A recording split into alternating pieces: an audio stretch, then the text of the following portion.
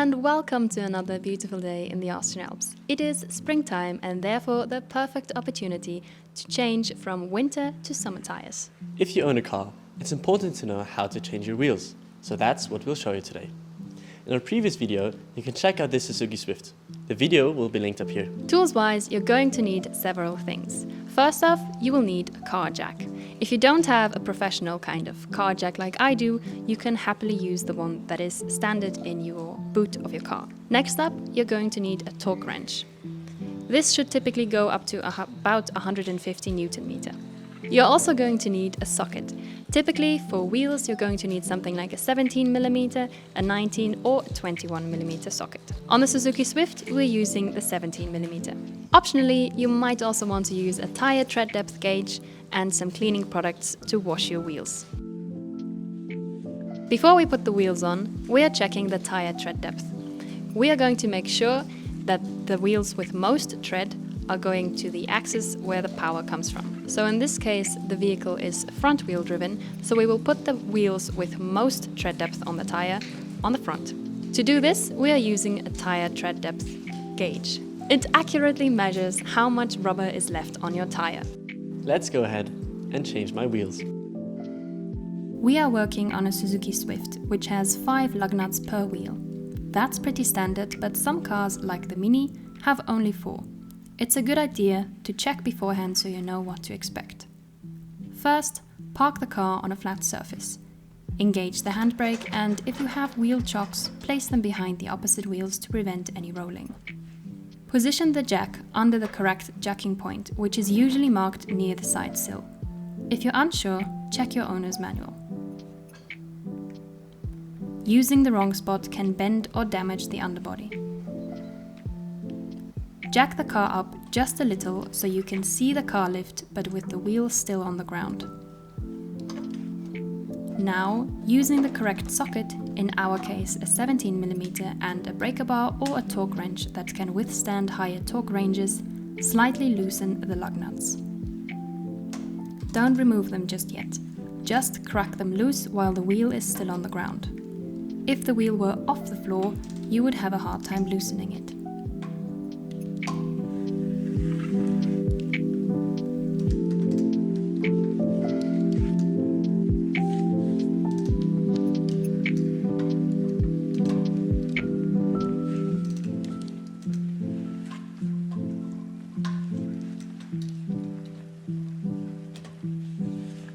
Then, jack the car up until the wheel is completely off the ground. Now you can fully remove the lug nuts and take off the wheel.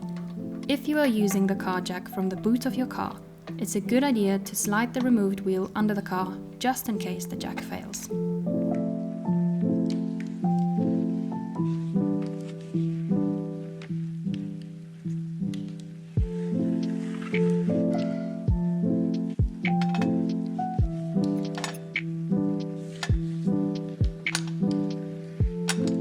If you find that one lug nut of your wheels looks different from the others, you might have a security lug nut. To loosen such a lug nut, you need a security adapter, and you will find the specific one for your lug nut in the boot of your car.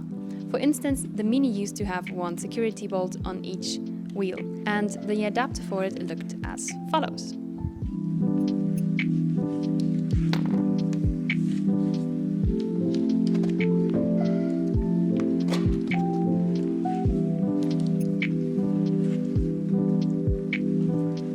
So this is the perfect opportunity to check out your brakes.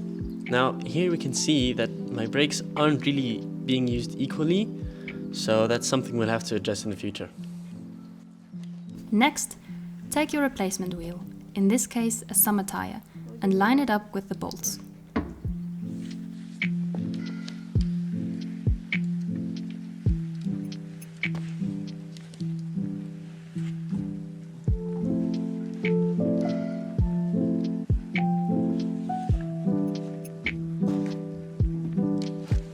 Carefully put it on, then hand tighten the lug nuts or the bolts in a crisscross pattern.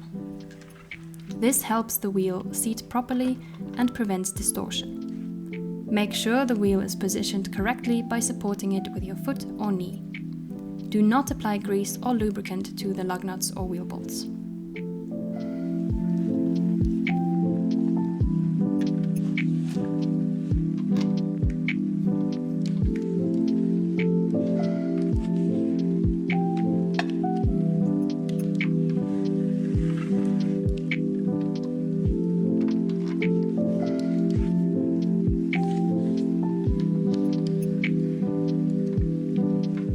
Once they are hand tight, lower the car back down slowly so there is just enough weight resting on the wheel for it not to spin when you tighten the lug nuts or bolts in the next step. We are now setting 120 Nm on the torque wrench. Please check your manual to find the correct torque setting for your specific car.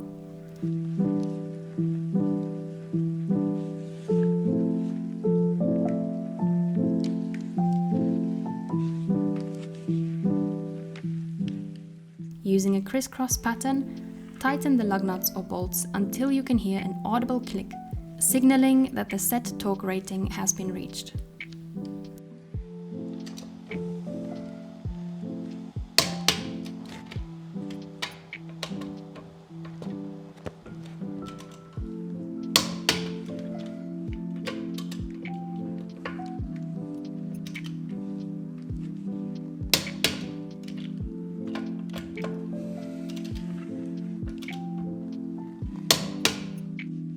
And that's it for this wheel.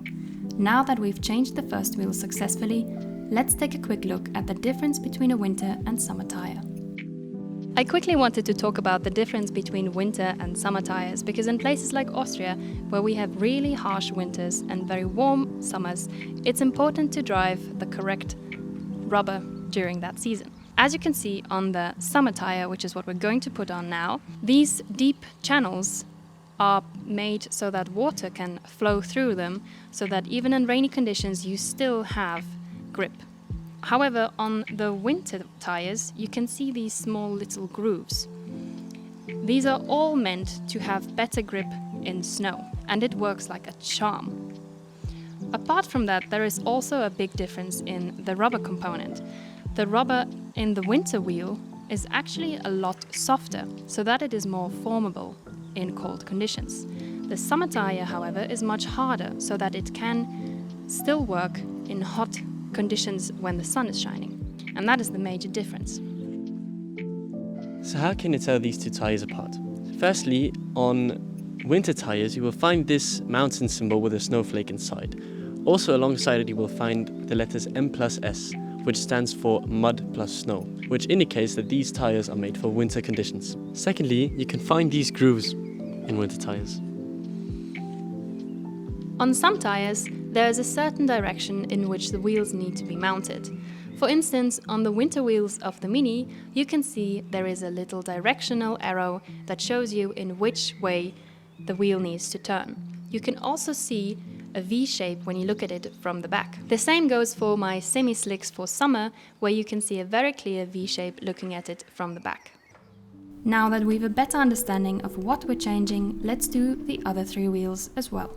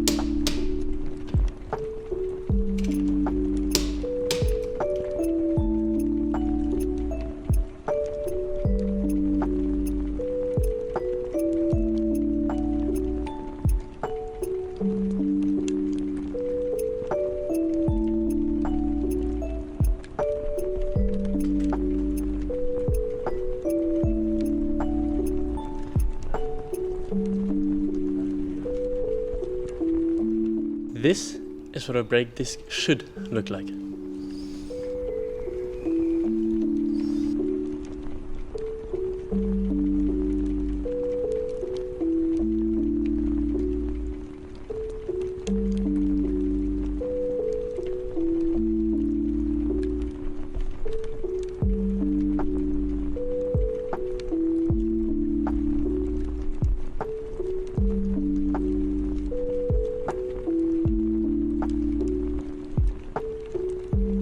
Most of the time, you will find a label on the inside of your door frame or maybe your petrol cap that indicates exactly how much pressure you should put in your wheels. This depends on how much weight you're transporting and which driving mode you're in. On the Suzuki Swift, we found this label on the door frame. Here we can see that depending on how much weight you're transporting, so this means about 3 people or 4 people and luggage, you should look at the following bar recommendations. We're driving in a comfortish mode instead of eco, and we're about 3 people, so not much weight. So we will be using 2.3 bar in the front and 2.1 in the rear. Let's go to the petrol station for air compression.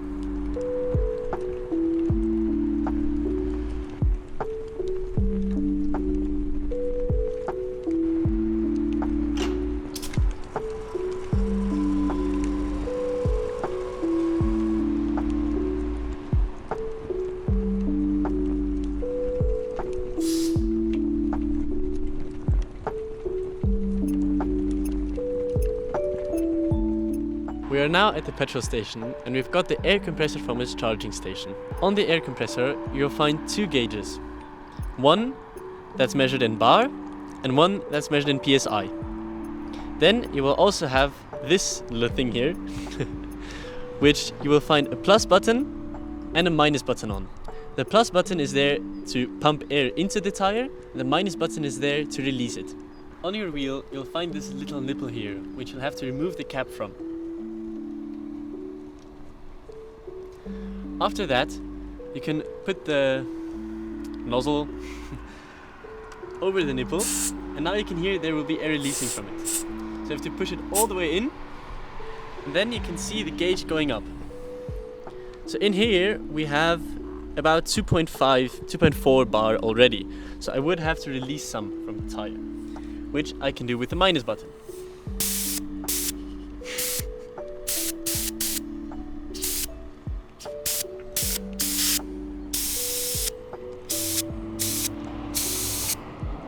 Right, that looks good. Now you have to put the cap back on.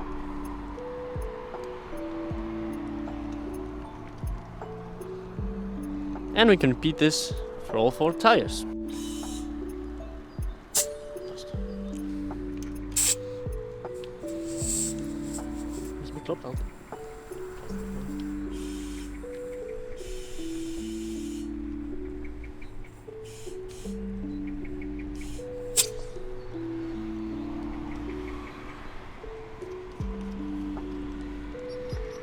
Now that we're back from the petrol station, there's still one last thing we have to do. We have to retighten our lug nuts. This should be done after about 50 kilometers of driving. And that's how to change your wheels. Thank you so much for watching, and I will see you in the next video.